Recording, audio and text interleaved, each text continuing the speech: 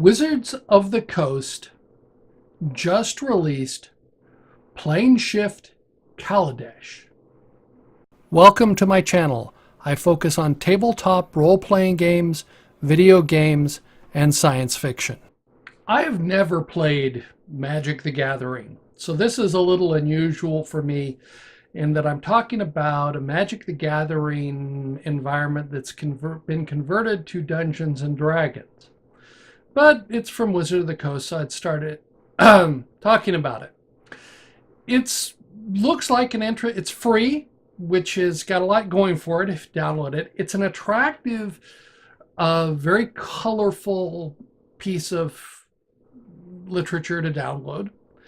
I love some of the artwork in that it's very interesting. I like the description that optimism, innovation, and the spirit of creativity fuel an intoxicating renaissance of innovation and artifice across Kaladesh. So it's got automatons, soaring airships, and thropters, and gremlin infestations. So it sounds like an interesting world, very different from your standard Dungeons and Dragons environment that you'd be going through. So there are lots of flourishes in the descriptions. And I was thinking about this. Everything begins with words like intricate, elegant, exquisite, fabulous. And I was thinking about this, and some of this makes me think of the writing of Ayn Rand. If you haven't read that, The Fountainhead or Atlas Shrugged, some of her descriptions are very interesting, and it sort of made me think of that, though that's a very different discussion. I like Ayn Rand. That tells a little bit about my politics, but we'll go on. Kaladesh owes its bright existence to the tangible presence of ether, or the raw form of magical energy that fills the spaces between the planes.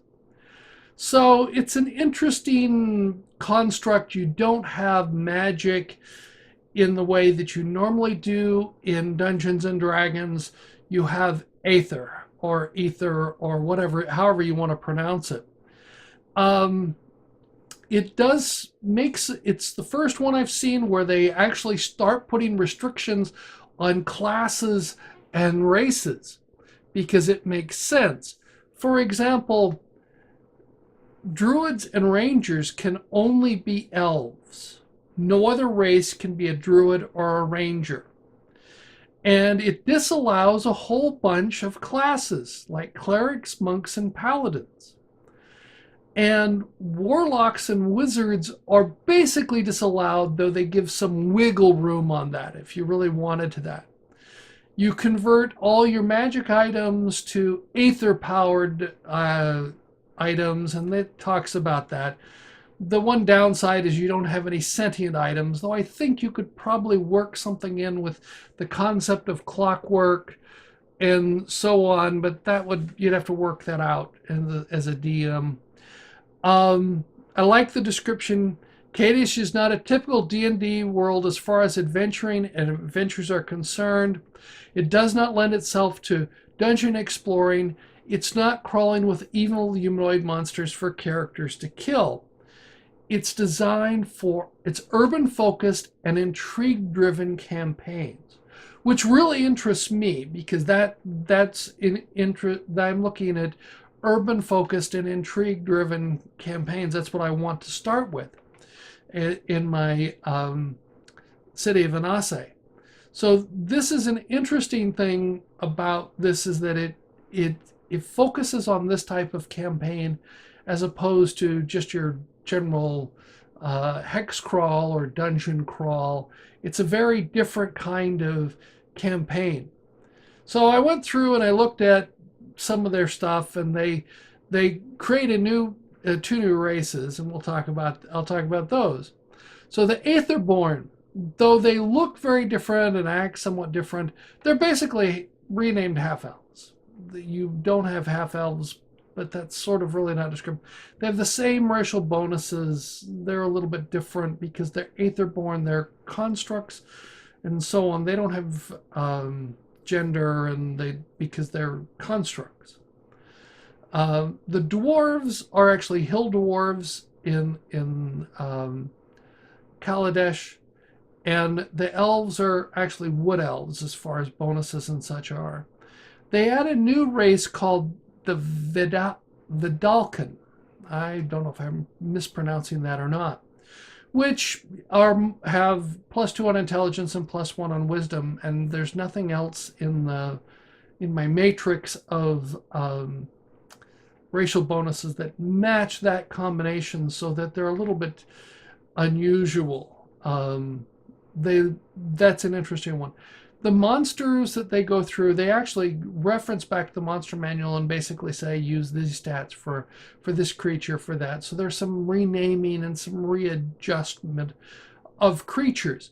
But again, because it's an urban intrigue-based campaign, they're not as important, with the exception of possibly gremlins, which feast on the aether cables or conduits or so on, and will destroy your magical items because they'll suck all the aether out of them.